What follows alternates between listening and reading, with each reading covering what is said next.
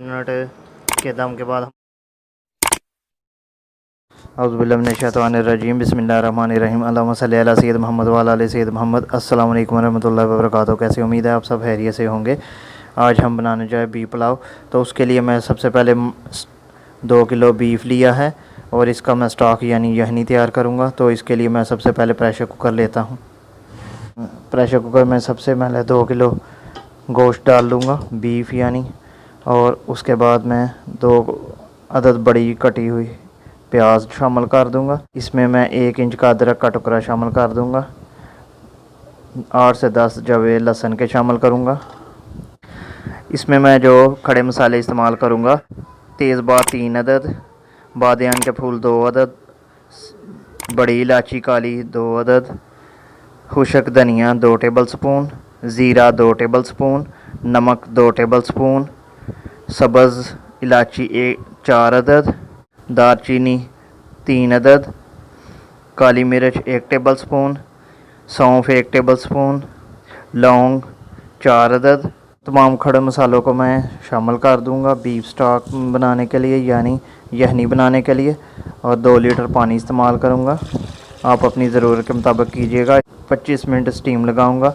तो अभी मैं इसको ढक्कन लगाता हूँ।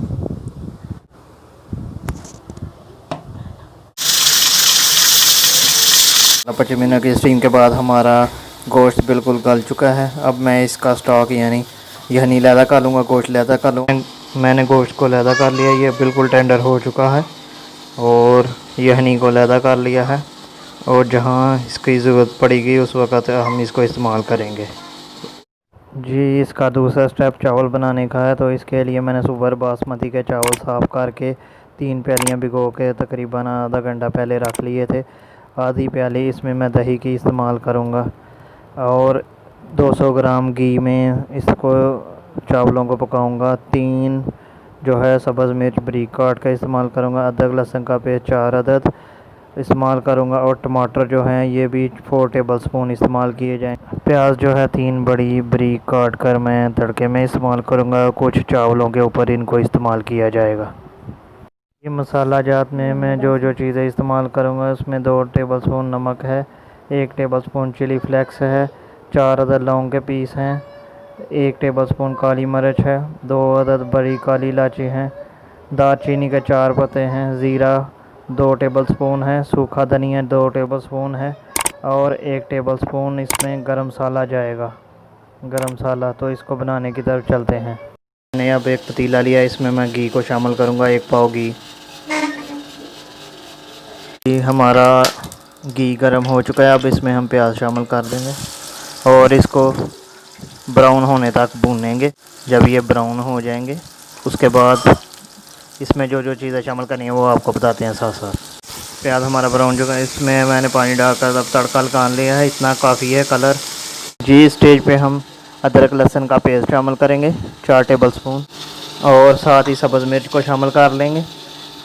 2-3 मिनट इसको भूनेंगे। उस तमाम स्पाइसेस इसमें शामिल कर लेंगे, मसाले, और 1-2 मिनट इनको भी भूनेंगे। 2 मिनट की भुनाई के बाद अब हम टमाटर का पेस्ट शामिल कर देंगे, और साथ ही दही को भी शामिल करके फिर इसको 4 से 5 मिनट भूनते हैं। 4 से 5 मिनट हमने भून लिया। अब हम गोश्त को शामिल कर देंगे, 4 से 5 मिनट इसको भूनेंगे मसाले के अंदर। हमारे बीफ ने ऑयल छोड़ दिया। अब इस स्टेज पर हम यखनी को शामिल कर देंगे।